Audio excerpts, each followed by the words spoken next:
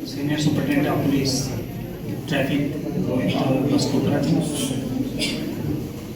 Institution के principal साहब, हमारे पुलिस के ऑफिसर्स, इस इंस्टीट्यूशन के टीचर्स और अजीज बच्चों और बच्चे। मसला बहुत ही गंभीर है और बहुत ही इम्पोर्टेंट है। हमारे सोच भी नहीं सकते हैं कि किस लिए हम इकट्ठा हुए हैं और हमें यहाँ पे इकट्ठे होने की ज़रूरत क्या है। अगर सब कुछ ठीक होता तो हम यहाँ पे इकट्ठे होने की कोई ज़रूरत नहीं थी। हमें आपको दिशा निर्देश देने की कोई ज़रूरत नहीं थी। आप खुद में चल रहे हैं, आप यंग हैं, आप समझदार हैं, आप सोच सकते हैं, आप आगे पीछे की सोच रख सकते हैं, तो हमें ये कहने की ज़रूरत नहीं पड़ेगी। लेकिन ज़रूरत तब पड़ गई है जब नशा जो है हम पंजाब में सुना करते थे और तब हमें लगता था कि पंजाब की प्रॉब्लम है, हमारी प्रॉब्लम नहीं है, हमें कुछ नहीं करना, हमें हमारी कोई ये है, ये जम्मू कश्मीर में नहीं होने वाला। आप बच्चे हैं अभी, तब अभी बहुत छोटे होंगे आप, हम लोग तब से इसके ऊपर काम कर रहे हैं और टाइम आ गया कि स्टार्ट वैली से हो गया। जबकि वैली कहती थी कि वैली में बहुत लेट आएगा, स्टार्ट वैली से हो गया, नशे वैली में स्टार्ट हो गए, आहिस्ता आहिस्ता जम्मू, डोडा, पुंछ, राजौरी और आज की डेट में रामबन भी अछूता नहीं है।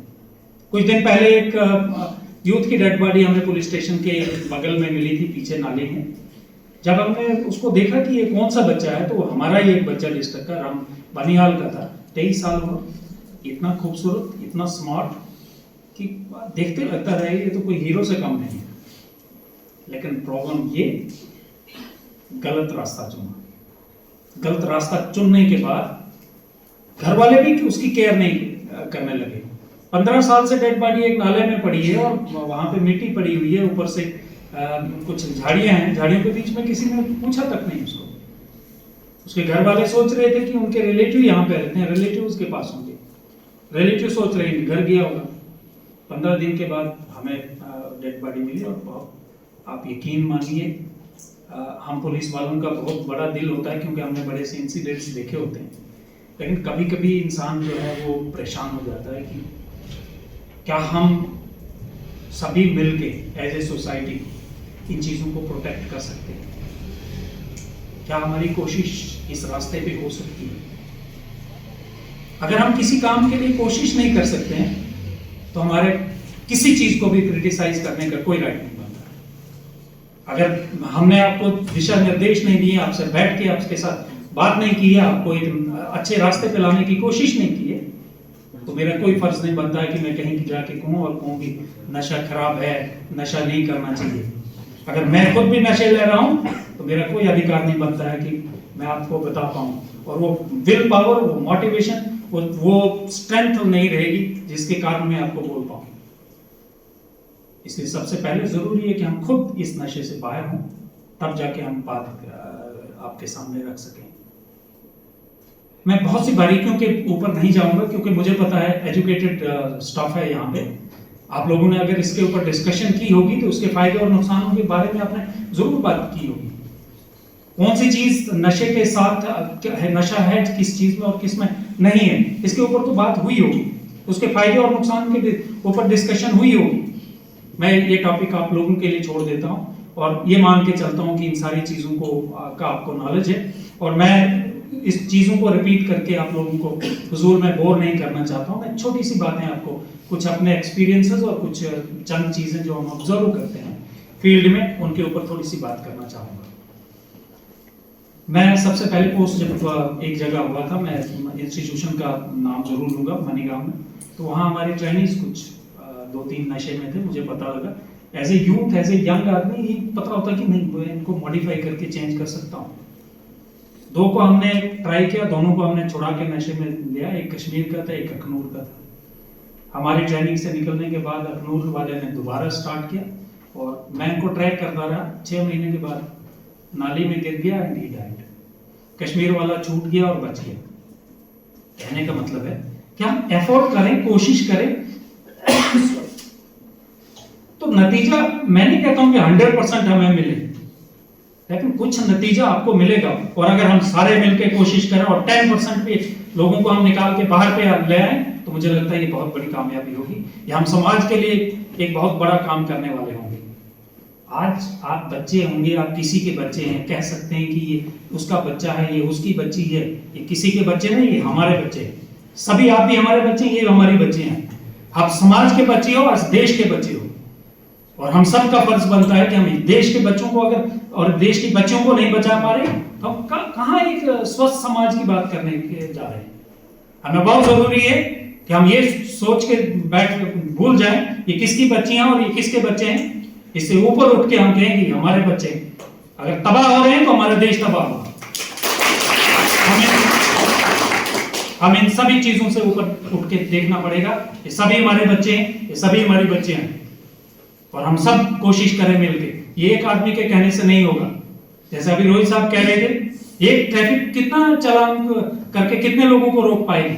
जब तक हमें समझ नहीं आएगी तब तक हम कहीं नहीं पहुंच पाएंगे। इसलिए बहुत जरूरी है कि हम ऐसे जितने भी आपके टीचर्स इसमें हैं, हमारे पुलिस ऑफिसर्स इसमें हैं, हम सब मिलके इस समाज के जागृति वाले जो लोग हैं वो सब मिलके उसमें सब इकट्ठा होके हम अपना अपना योगदान दें। हम कोशिश करें कि इस रास्ते पे लोगों को जाने से रोकें।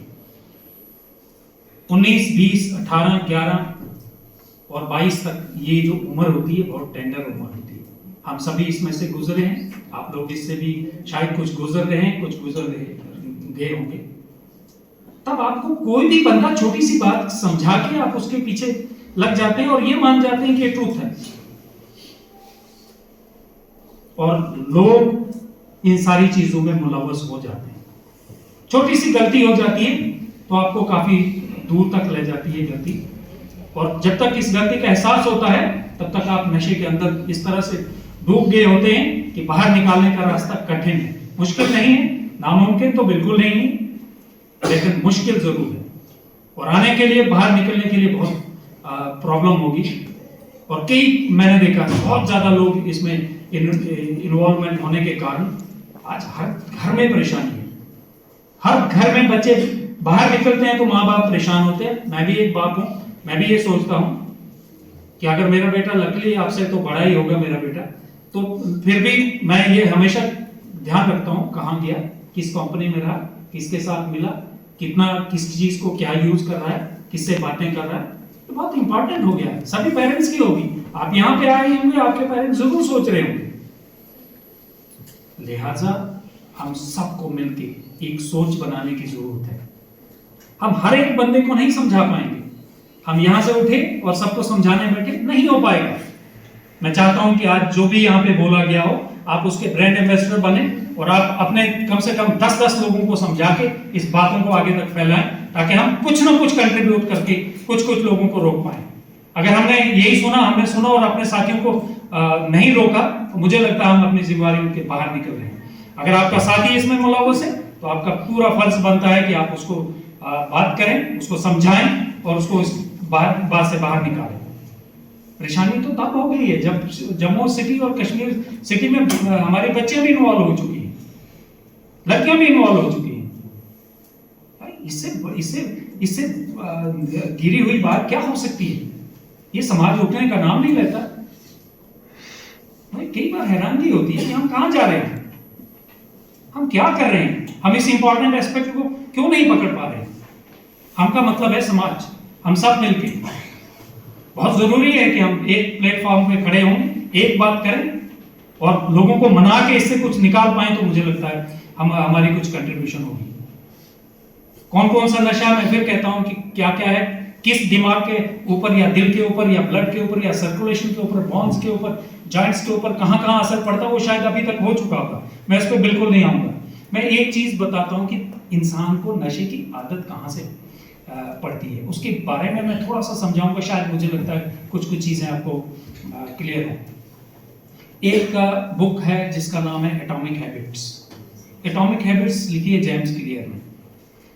जेम्स क्लियर की उस बुक को मैंने बारीकी से पढ़ा है, क्योंकि मैं कई बार पढ़ने का भी शौक रखता हूँ। कभी कभी कुछ किताबें यहाँ जब से यहाँ आया हूँ तो शायद मैंने एक भी किताब नहीं पढ़ी है, क्योंकि मेरी मसरूफियात काफ़ी हैं। लेकिन इससे पहले मुझे जब भी कोई मौका मिला तो मैं किताबें पढ़ता रहता हूँ। उसमें जेम्स क्लियर की एक एटॉमिक हैबिट है। मैं आपको जरूर कहूँगा, सभी बच्चों को भी रिकमेंड करूँगा, बच्चों को भी करूँगा। 250-300 की बुक है, ज़्यादा महंगी नहीं है, और 100-200-300 पेज होंगे। इसको जरूर पढ़िए, आपके काम आएगी। उसमें उन्होंने लिखा कि how a habit is developed, एक हैबिट कैसे आती है, एक बच्चों के ऊपर जो, यही मैं इसको नशे के साथ जोड़ रहा हूं, हैबिट कैसे आती है। उसमें सबसे पहला पॉइंट है क्यों। क्यों का मतलब ये होता है कि आपके बारे में किसी ने सुनाया आपको, कि आप जा रहे हैं, आप कंपनी में बैठे हैं, आप घूम रहे हैं, आप गॉसिप्स कर रहे हैं, आप दोस्तों के साथ बात कर रहे हैं, आप कहीं मीटिंग में जा रहे हैं, आप सड़क पे जा रहे हैं, किसी न किसी आपके दोस्त ने आपको एक चीज सुनाई कि ये टेबलेट खाने से बहुत मजा आता है, मैं एकदम से फ्री हो जाता हूँ, मुझे कोई टेंशन नहीं हो जाती है, मुझे बहुत मजा आता है, मेरा सारी टेंशन्स खत्म हो जाती हैं, और आपने आपके कान में चली गई। That is the Q, initiation आपके माइंड में आ गई, और आपने ये बात सुनी, आधी सुनी, पूरी सुनी है, सुना वो सुना, उसके बाद में नेक्स्ट स्टेज आती है क्रेविंग। क्रेविंग की वो स्टेज है कि जिसके ऊपर आप अपने घर से आप पहुंच गए, आप पूरे दिन रात इस चीज को सोचते रहे, आपके माइंड में ये चीज घूमती रही, आपको सोच रहे हैं उसने ये चीज कहा था, क्यों ना आजमाया जाए। ये इस एज में, कम एज में, तो ये बहुत बड़ी टेंडेंसी होती है कि यार आजमाते, वो छोड़ दूंगा, मैं दोबारा नहीं करूंगा, बट थोड़ा सा देख लेते हैं, क्यों नहीं मैं ऐसा करूं। तो क्रेविंग में ये बंदा कई दिन सोचता है, किसी एक आध दोस्त के साथ भी बात शेयर कर देता है, और अल्टीमेटली वो इस नतीजे पे पहुंच जाता है कि चलो यार एक बार देख लेता हूं। और उसके बाद में चौथा स्टेज है उसका रिस्पॉन्स। वो कहता है यार मैंने काफी सोच लिया, मुझे 15 दिन पहले ये बात बताई गई थी, 20 दिन मैं सोचता रहा, मेरे ख्याल में ये चीज एक बार आजमा लेते हैं। Then you go to the response stage. That is the fourth stage, third stage. Response stage पे आप उस चीज को यूज कर लेते हैं, उस नशे को यूज कर लेते हैं। ठीक है, एक आध बार करूंगा, उसके बाद छोड़ दूंगा, और वो एक आध बार करते करते करते कब 50 बार हो जाती है आपको पता नहीं लगता है, और आप इस नशे के अंदर गहराइयों तक जा पहुंचते हो। और लास्ट है रिवॉर्ड। रिवॉर्ड तो तब मिलता है जब आप इसमें पूरी तरह से फंस चुके हैं, इसके अंदर घुस चुके हैं, आपको हर किस्म की परेशानियां जो आती हैं, जो दिमाग की परेशानी आती है, जो हार्ट की परेशानी आती है, जो बोन्स जॉइंट्स की, जो नलियों की, जो सोच की, जो आपके परसेप्शन की, जो आपकी लॉस ऑफ मेमोरी की, जो आपके ब्लड में जो इंस्टिंक्ट्स डेवलप होते हैं, उनकी बारी जब आ जाती है, आपको रिवॉर्ड दिखने शुरू हो जाते हैं कि मेरी ड्रग्स लेने के मुझे रिवॉर्ड क्या है। लोगों में आपकी बदनामी, आप अपने ऊपर सेल्फ कंट्रोल लूज किया हुआ है, आप कहीं नाली में पड़े हुए, आप एक नशे की टेबलेट और नशे की चीजों के लिए लोगों से कर्जा ले रहे हो, आप लोगों से मिन्नतें करके पैसे ले रहे हो, आप चोरी कर रहे हो, आप क्राइम कर रहे हो, आप यहाँ पकड़े जा रहे हो, आप इस थाने में अंदर हो, आपकी सोसाइटी में इज्जत खत्म हो रही है, आपकी शादी नहीं हो रही है, आपके रिश्तेदार आपको पसंद नहीं कर रहे, और अल्टीमेटली आपके घर वाले भी आपको पसंद नहीं कर रहे। ये आपका रिवॉर्ड है। इस स्टेज चौथी आ जाती है। इस चौथी स्टेज पे आप स्टेप वाइज क्यों पहुंचे? क्योंकि आपने क्यों को पहले सोचा, उसके बाद की स्टेजेस को आपने इग्नोर किया। अगर आपने लास्ट की स्टेज को पहले पहुंचा, यही आता दूसरी जगह कहता कि हैबिट को हम कैसे तोड़ के नॉर्मल आ सकते हैं। इसीलिए इसमें लिखा हुआ है, उसने 50 साल इसके ऊपर रिसर्च भी की। उसने कहा कि अगर ये तोड़ना है तो पहले रिवार्ड को सोचो, उल्ट करो, आपने स्टेजेस को उल्ट करो। रिवार्ड के ऊपर पहले सोचो, उसके ऊपर ध्यान दो, और रिवार्ड को पूरी तरह से सोचो। जिस बंदे ने, जिसको क्यों आया, उसने अगर रिवार्ड सोचा तो वो इस नशे में कभी नहीं जाएगा, और जिसने क्रेविंग की वो फंस जाएगा। जिसने सीधा रिवार्ड देखा, इसका रिवार्ड क्या है, और जो मैंने अभी बताया रिवार्ड, दिमाग की हालत खराब, आपकी परेशानी, सेहत का डाउन होना, लीवर का उड़ जाना, या अगर ये सारे रिवार्ड्स के बारे में आपने सोच लिया तो मैं गारंटी देता हूं आप नशे की तरफ कभी भी नहीं जाएंगे। और अगर पहले रिवार्ड सोचा, उसके बाद में आपने नीचे की स्टेजेस पे आ गए, तो क्यों एकदम गायब हो जाएगा, क्रेविंग एकदम गायब हो जाएगी, रिस्पॉन्स आपका आएगा नहीं। अगर आपने रिवार्ड सोच लिया, रिस्पॉन्स गायब हो जाएगा, और रिस्पॉन्स नहीं हुआ, क्रेविंग नहीं होगी, क्यों आपके पास आते रहेंगे, बट क्यों जो है जैसे मिरर लाइट को रिफ्लेक्ट करके भेज देता है ना, वैसा हो जाएगा। आपके ऊपर लाइट पड़ेगी, आप मिरर का काम कर रहे हैं, रिफ्लेक्ट होके बाहर चली गई, आपको अंदर नहीं जाएगी। ना कि काली जैकेट जिसके ऊपर एकदम लाइट पड़ी और किरणें अंदर जाके आपके सिस्टम को बिगाड़ रही हैं। तो आप रिफ्लेक्टर बनने की कोशिश कीजिए, रिफ्लेक्ट कीजिए इन सारी चीजों को। आप अपने इस स्टेज को बर्बाद मत कीजिए। सभी कुछ लोगों का बहुत मैंने कई बार सोचा है, देखा है, भाई आप क्यों इसमें हो गए जनाब, थोड़ी सी परेशानी थी।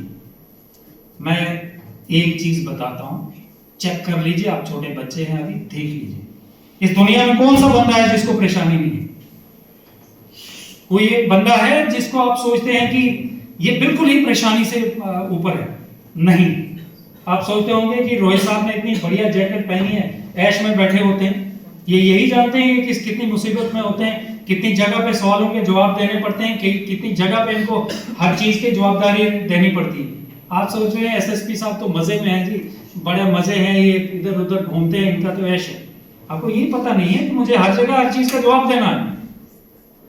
मेरे पास टाइम नहीं है, मेरे पास सोच नहीं है, मेरे पास एकदम भी किसी के बारे में टाइम नहीं है, घर वालों के लिए टाइम नहीं है, रिश्तेदारों के लिए टाइम नहीं है, किसी के लिए टाइम नहीं है। मुझे सारा सेक्रीफाइस करना पड़ेगा तो ही जाके मैं स्टैंड करूंगा। मैं दो की एग्जांपल है, आप डॉक्टर्स को पूछो, आप इंजीनियर्स को पूछो, आपके प्रिंसिपल साहब बैठे हैं, पूछिए किस दुनिया में किसके पास परेशानी नहीं है? क्या परेशानी का एक ही हल है? नशा? बिल्कुल नहीं, बिल्कुल नहीं। परेशानी कभी भी नशे से खत्म होती तो मैं खुद ही कहता करो। आज तक किसी की परेशानी खत्म हुई? बंदा खत्म हुआ, परेशानी खत्म नहीं। नशे ने बंदों को खत्म किया, नशे ने किसी की परेशानी खत्म नहीं की। ये नशा सिगरेट से शुरू होने वाला नशा, शराब की छोटी सी चुस्की से शुरू होने वाला नशा कहां एंड हो जाता है? कोकीन के ऊपर, अफीम के ऊपर, गांजा के ऊपर और टेबलेट्स के ऊपर और इंजेक्शंस के ऊपर। इसने आज तक किसी की प्रॉब्लम खत्म नहीं की। इसने प्रॉब्लम्स को जन्म दिया, प्रॉब्लम्स को बढ़ाया, प्रॉब्लम्स को उजागर किया और इस लेवल तक उजागर किया कि इंसान को खत्म कर गई, परेशानी खत्म नहीं हुई। इस कंट्री में सोचिए कि कौन सा बंदा है जो टोटल एकदम से आपको अच्छा दिखेगा। अगर आपकी भी परेशानी है तो बहुत सारी दुनिया की भी परेशानी है, सभी लोगों की परेशानी है, और अगर वो निकल पा रहे हैं आगे तो बाकी लोग भी आगे निकल पाएंगे। आप जेम बॉब्स की बात करोगे, शायद जेम बॉब्स ही होंगे जिनने आईफोन लास्ट में इजाद किया। पता उसकी कंडीशन कभी बुक पढ़ी है आपने?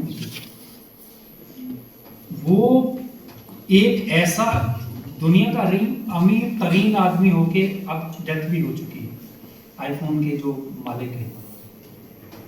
वो यूरोप का बंदा था और उसकी मदर जो थी वो अभी अनमैरिड थी, तो बच्चा हो गया था, और फिर इन्होंने जाके अपना जगह चेंज करके दूसरी स्टेज में ग्रीस से उठा के यूएसए में बर्थ दी, और वो डिसाइड किया था कि इस बच्चे को उसको दूंगी जो इसको ग्रेजुएशन कराए। तो एक कपल ने लिख के दिया कि मैं इनको ग्रेजुएशन करवाऊंगा, और ग्रेजुएशन करवाने के स्टेज तक जब आया तो वो कॉलेज ड्रॉप आउट किया उसने, और वो ऐसी जगह रहता था, बिल्कुल ही एक वर्कशॉप सी प्लेस थी। पेरेंट्स से भी नाराज हो गए कि हमने इतना पैसा खर्च करके आपको कॉलेज में डाला, आप ग्रेजुएट नहीं हुए तो कैसे काम चलेगा। उस बंदे ने कहता खाने के लिए बहुत ज्यादा कुछ नहीं था और मेरे पास एक्सपेरिमेंट करने के लिए ज्यादा कुछ नहीं था, लेकिन उसने कंप्यूटर को पकड़ा, और वो भी बहुत ही इनिशियल स्टेज वाला कंप्यूटर, जो एडवांस कंप्यूटर आपके पास आ रहा है वो कंप्यूटर नहीं, और उसी को खेलते खेलते उसको डेवलप करते हुए तो सिर्फ एक डिटर्मिनेशन थी कि मैं कुछ करूंगा, I will come out of it, मैं कुछ ना कुछ इसमें करूंगा। और वो करते करते एक कंपनी खड़ी कर बैठा, और कंपनी खड़ी करने के बाद उसको निकाल भी दिया गया कंपनी से, दूसरे बंदे ने टेक ओवर की, उसने नई कंपनी खड़ी करके और अल्टीमेटली उसको वापस ला के उसी कंपनी का और करोड़ों का मालिक बना। उसकी लाइफ में कोई मुसीबतें थी नहीं, उसकी लाइफ में कभी परेशानियां थी नहीं। किसकी बात, आप किसी की भी बात पकड़ो, आपका जो ये मार्क जुकरबर्ग और आपका ये क्या नाम है फेसबुक वाला क्या नाम है यूट्यूब एलन मस्क सर। हाँ एलन मस्क, उससे नहीं एक और वाला था। ये सभी जब परेशानी थे तो इंडिया में आए।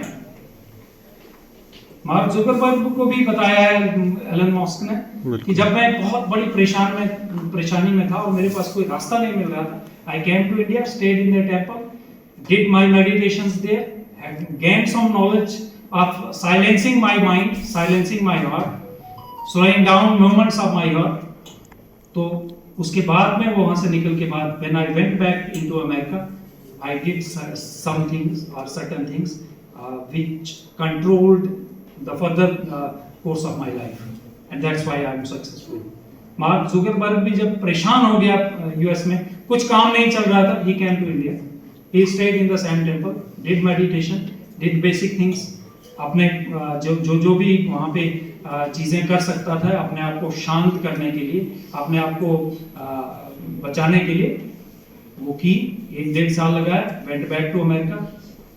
और मार्क जुकरबर्ग की आगे सक्सेस बताने के लिए आपको सभी को पता है कि where he stands now.